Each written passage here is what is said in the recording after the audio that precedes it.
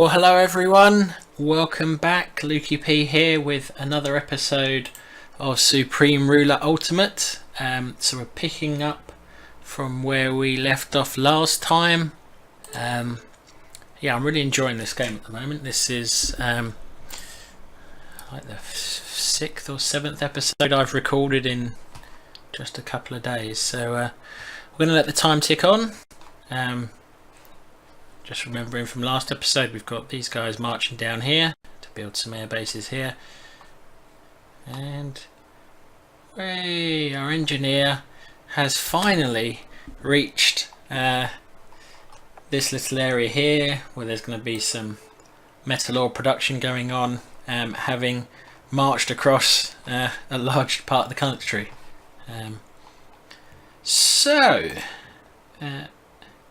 Now he's here. Just have a look. So the supply is pretty dire.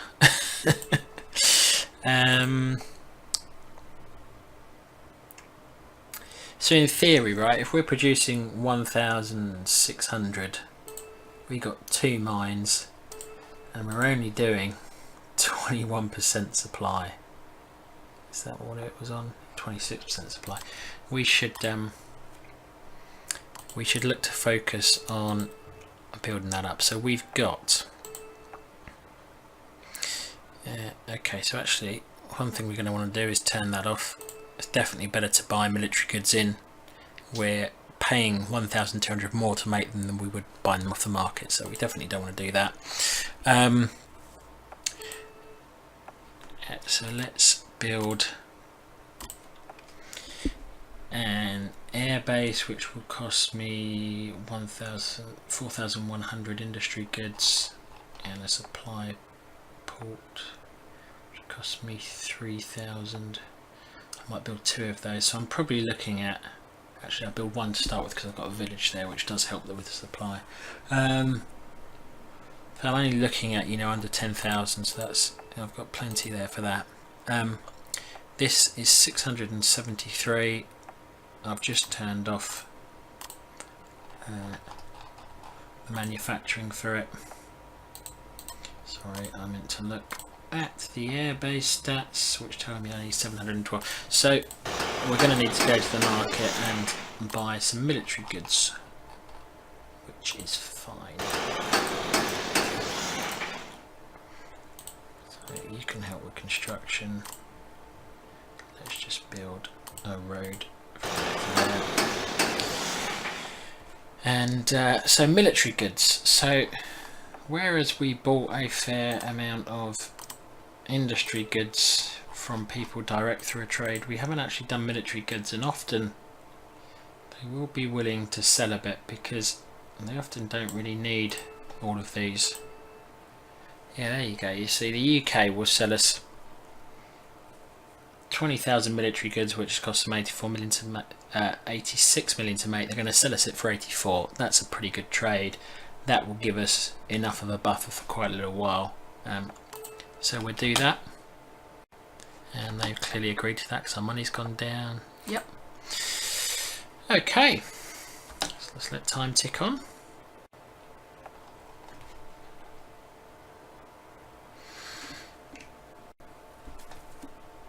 Now, one of the things we did say we were going to do on the last episode was have a look at the capacity of the economy. So if I look at us now, we are 2.8% unemployment, and inflation is way up at 14.5%. So that is a function of we have a number of things going on. So we're building lots.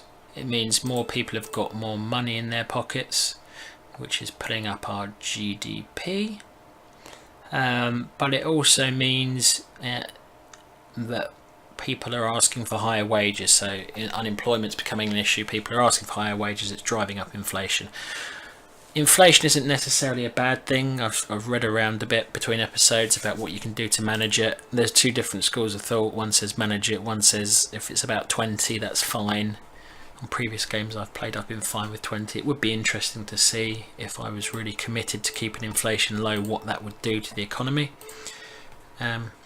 So So what I'm going to do is I'm going to change, so this isn't making as much money, so if I look at the amount of timber we're exporting, that's making us 95,000 a day, which isn't much at all.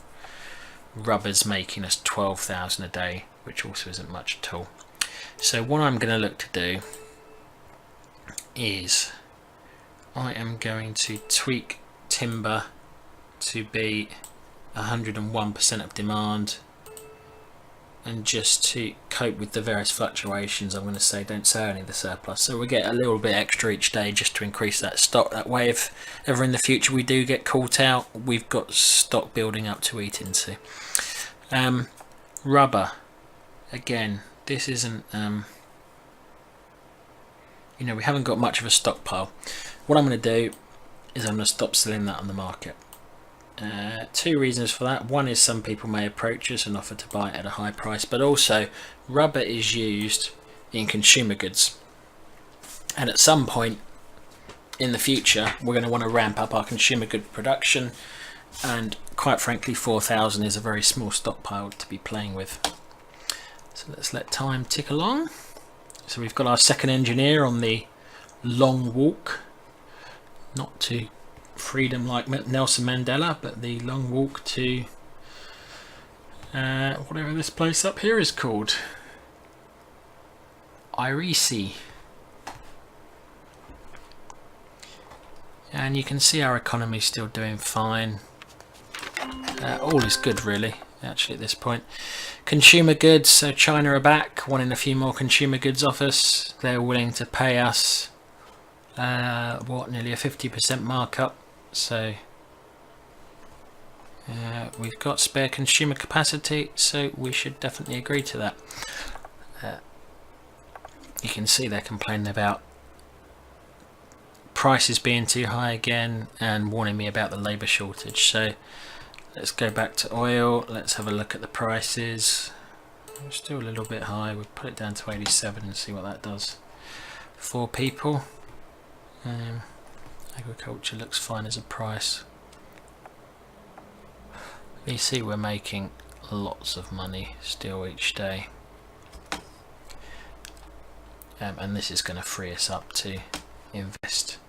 So this guy, I think, yeah, he's reached where I wanted him to them to go, that bunch of engineers. So what we've got around here is we've got a couple of oil fields already built. We've got the potential to build a few more, and we have got very rich veins of coal. So the colour of this tells you how many you can build. So if it's only light, you might only be able to build, say, 2 coal mines on it. This is bright red. You'll probably be able to plonk down all 6.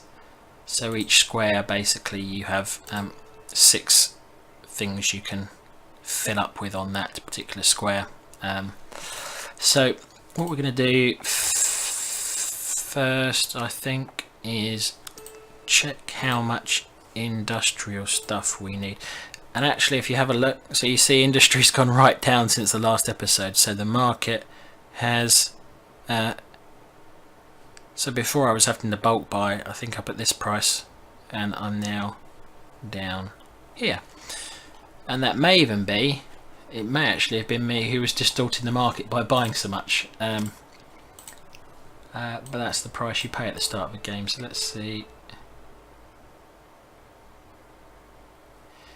Yeah, the UK is willing to sell me 93 worth of goods for, so that's actually pretty good. Let me just get it somewhere I can do the maths a bit easier. So that if it's about 100, so that's about a 10% or so markup, and the market is selling at, I don't know why I go back to my country to check the market price. The market is selling at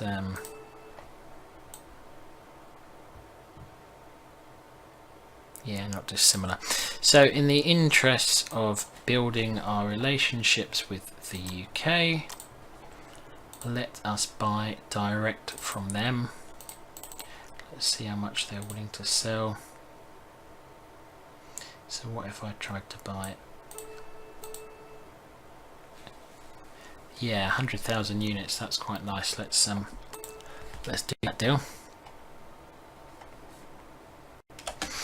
Okay, so the UK have accepted that offer. And now let's see if they'll buy some oil off us at an inflated price, which they will. So 9 million barrels, next to be 118 million. Let's see what Germany is looking like. 9 million barrels, next to me 120 million.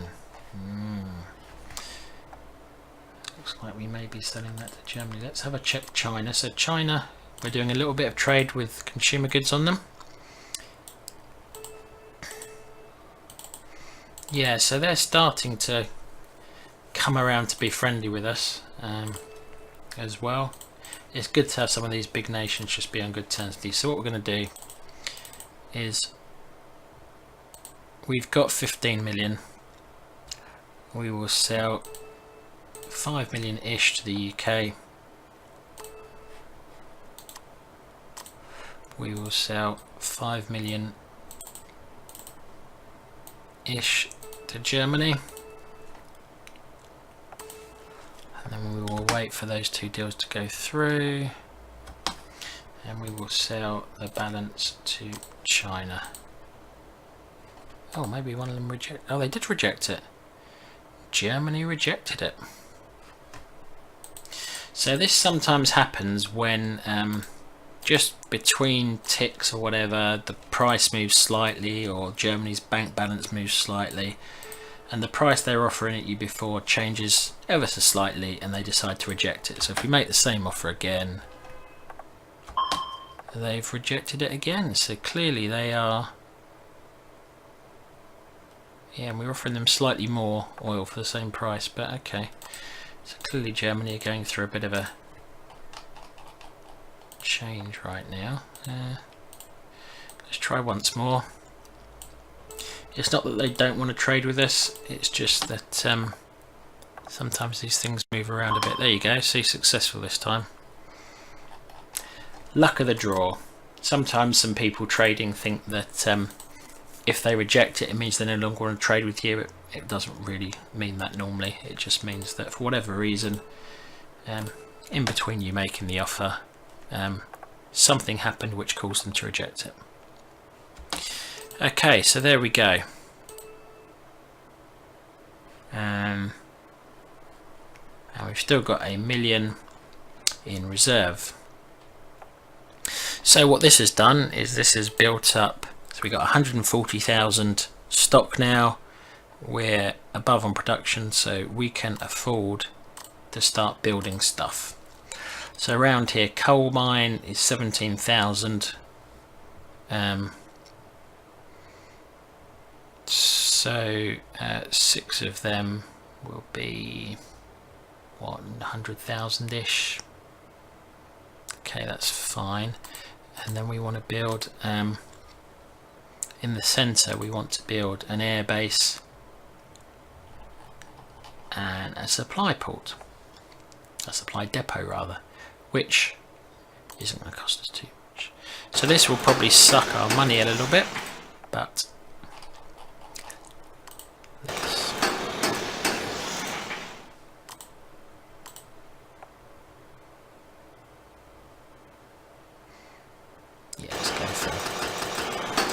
let's go for 6 at once, because we've got a buffer here on money. So odds are this will drop our money down by the initial investment a fair bit. Yeah, there you go. And then let's see if we're still making a profit each day.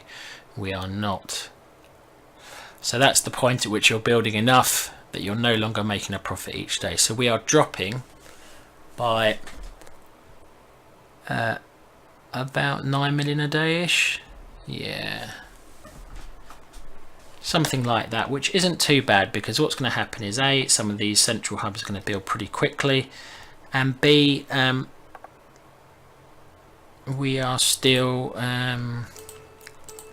we're still making our oil surplus. So there's 190,000 barrels worth of oil we could sell on the market if we needed to. Consumer goods, we've got a little bit in stock, and that is very expensive for people to buy. So for example, if I really got in money trouble, China for example, who are asking us to buy and doing deals with us, they're approaching us direct to buy consumer goods. If I really wanted to, I could go there and that's 126 million straight off, which could prop the economy up for a little while. So nothing to be concerned about losing money. That often happens. That is the nature of the game, and you can see there where I'm losing it. So I'm running an 18 million a day deficit, but I'm only selling 9 million on the market. And the reason we're running the deficit is when you go here to treasury, construction is costing me 21 million a day, so more than my social services. But again, that is absolutely fine. It's fine to invest money to grow.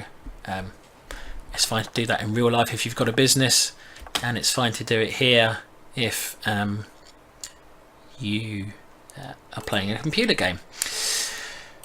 So it just told me this was built. So what I like to do is I just like to rename my locations, which is something you can basically do. You click on a location, you click on the central hub here. So at the moment it's named X and Y, which is the coordinates. I'm just going to learn it something like supply depot. I'll just call it supply hub, Brazil and oil. Coal and, no, it doesn't let me put a plus in, doesn't let me put an and sign in. I'll just call it coal oil. So what that means is it just helps me locate. So if something's built there in the future, I can think, oh, okay. Or if I'm looking for somewhere to build in the future, I can come here and think, oh, okay, so I'm going to build up coal and oil around this particular area. So it's just a kind of signpost to yourself for the future. Okay, we've got another engineer out. You are also going to go on the long walk to the metal yards. Woohoo. Good for you, eh? So things are ticking along, money's being spent, absolutely fine. China are back in.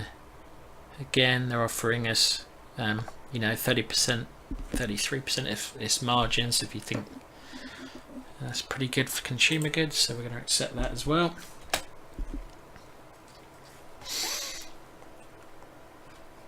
We've got a unit out here, a couple of infantry units we will send to reserve.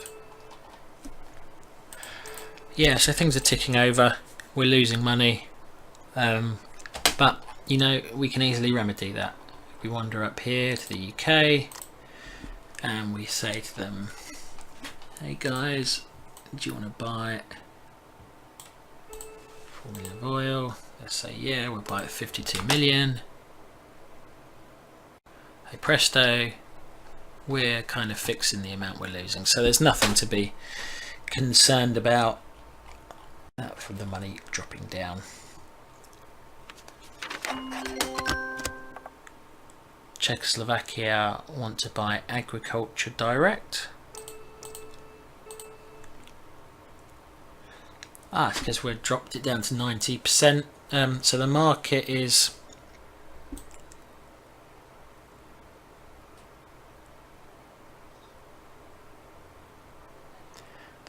running at just over 20%, which is pretty good. They're offering us probably a little bit less, but you know what, it secures the sales. Let's go with that. That's a fine offer to have. So our supply depot is online down here. So construction been complete on our latest supply depot. Supply hub Brazil coal oil is now online. So fine. So let's just build a road to help spread the supply we're going to get. I'll just link up some of the nearby towns. Link up that oil field as well. This is going to drop our... Yeah, look at that. That's how much the roads cost. They're not cheap. They're not cheap. So let's just have a look at the progress of these. So the coal plants are all 14 days away. Yeah, so they're getting sped up by the engineers being close. It really frustrates me when they do this at industry goods. So I need to put this down again because they've started buying in industry goods when I don't really. Actually, you know what? If the market price is that low, I've got no objection with buying it off the market if you really want to top things up, because again, this is very, very low. So you can see it's gone way down from the price it was before, which suggests it probably was Brazil's activity buying stuff en masse on the market which was driving the price up. Okay, so we've got all six rather of our coal plants online.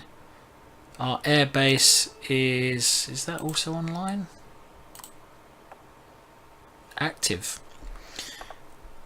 Right, so let's let this tick over one day.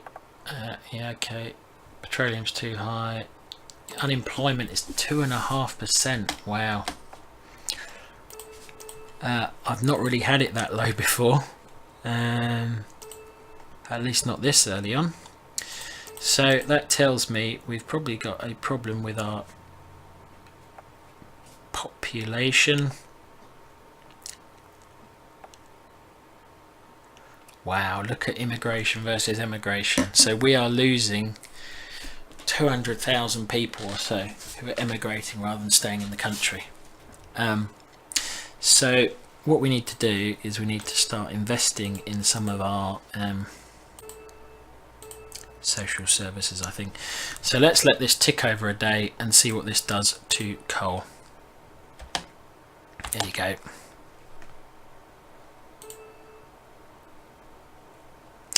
So that's plenty. That 6 has kind of set us on a good thing. We may build a few more while we're down here actually to set us up for future, because you saw how long it took those engineers to march back and forth.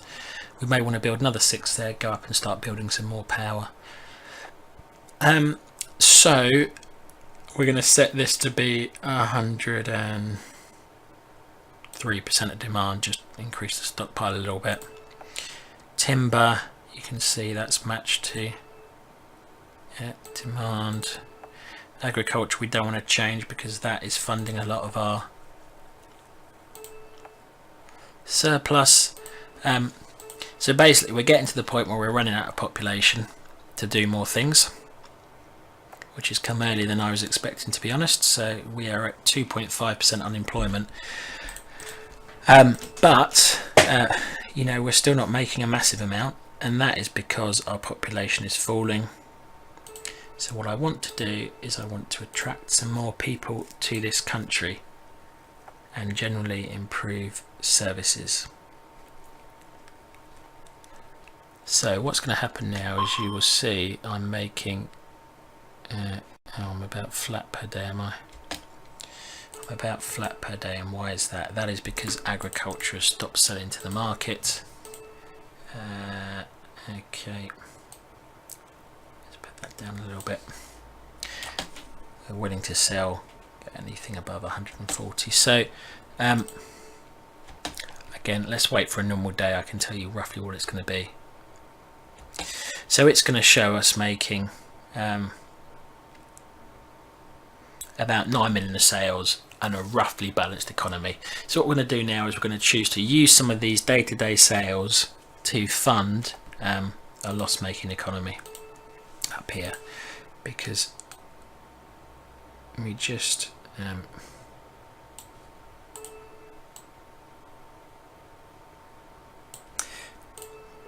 infrastructure's fine. Environmental, so we'll put that up to about halfway. Family subsidy, this will help us with our birth rate. Cultural subsidy, I would have expected that to help us already. This it's not going to cost us, well, apparently you can go all the way to the top. Let's not go crazy. So that's going to lose us 4 million a day. Let's put this up a little bit more as well. So we'll keep tweaking up. So this will probably put up our inflation, I think.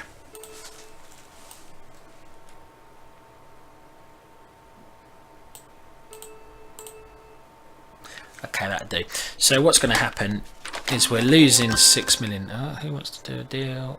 China are back for more consumer goods. Fine.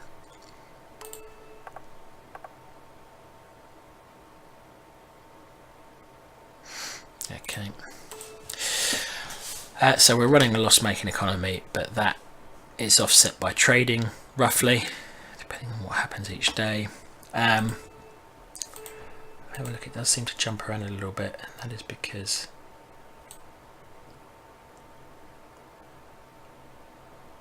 okay.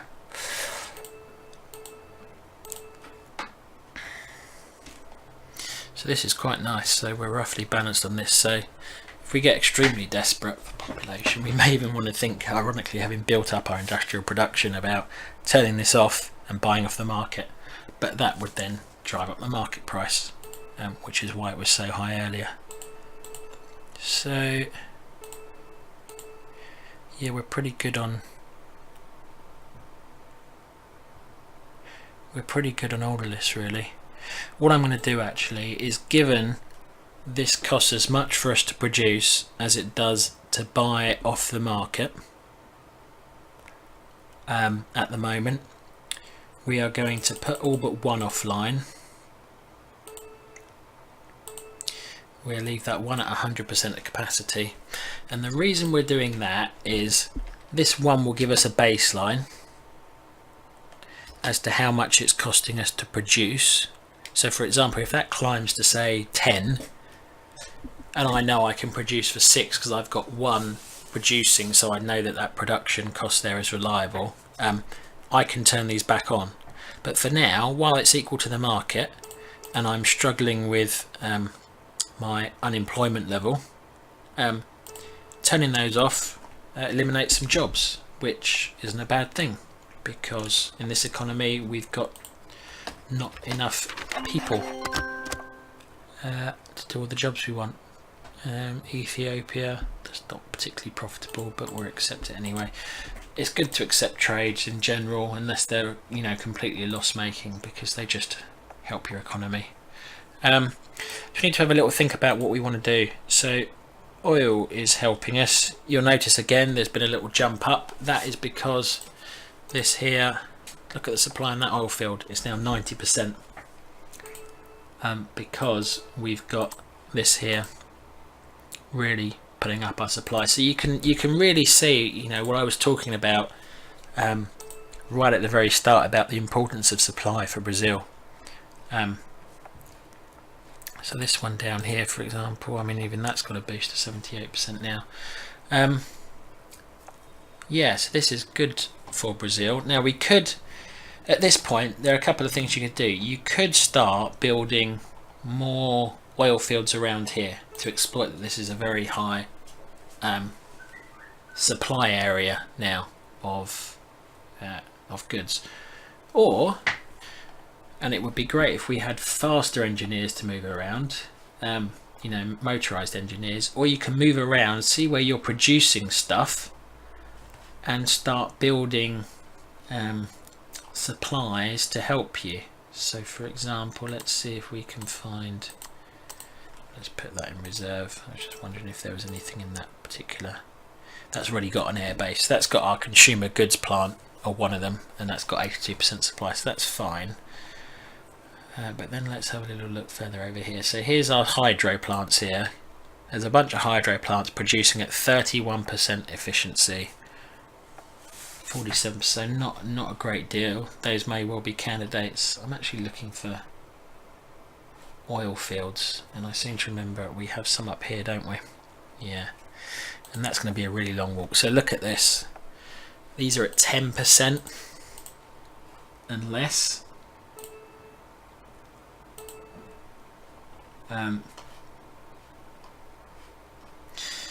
So what we may do is we will march our engineers towards that area. We will stop off to build some supplies for the rubber and build up this rubber.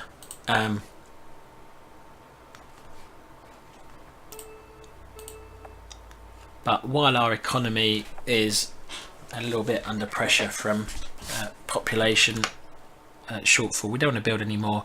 So we're going to go on a little walk. I'm probably going to put a supply depot here and build these three up around it. So those guys are going on a walk. They'll walk up to there, and then longer term I will march them all the way up here, to our some of our oil fields and just sort out the supply, because having a whole bunch of oil fields producing at 10% is just not particularly helpful. While we're waiting, so this is one lot of engineers, which will be our second stack of 6. So we're going to be up here helping out with the metal plants. And actually they've finished up there, haven't they? So we'll go and look at that in a minute. But we're going to want another stack of 6 to just help build up around here. So again, it doesn't really 1, 2, 3, 4, 5, 6. Okay, and let's have a little look there. So you see, look, we've closed most of the shortfall on metal ore, and we've done that not by building more metal ore, but just by improving supply. I love it when a plan comes together, eh? So that's 87%. Let's just watch that for a couple of ticks. So it's going to stay at 87%. So what we're going to do, because we've got a lot of ore around here, and this will probably become the main place we provide our country with ore from for quite some time, we're going to build a second supply depot here. I'll just have a quick glance at industry. Yeah, we've got plenty to cover that. Yeah, fine.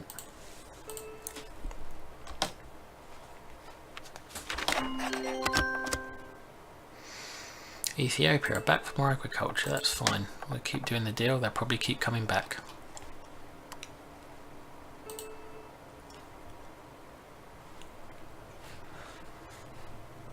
So I'm looking at the clock. I'm trying to keep all of these episodes to about half an hour-ish, and I'm noticing that just as I'm getting into it,